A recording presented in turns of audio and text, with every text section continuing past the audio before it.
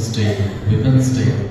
But I think the celebration of Father's Day, is just kind of emerging, I think, even in the church.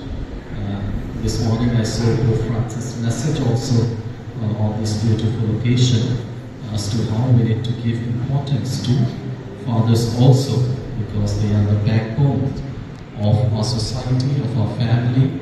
Practically everything that we do, they have a very important and great role to play.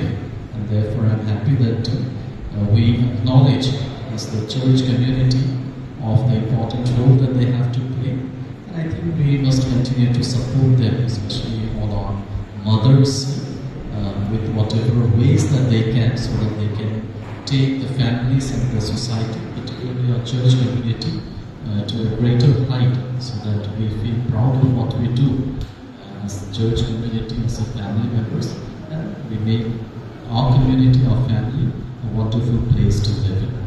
Thank you. Thank you so much, Father. In a very short time, he gave a very meaningful and sweet message. So thank you, Father. Now, may I call upon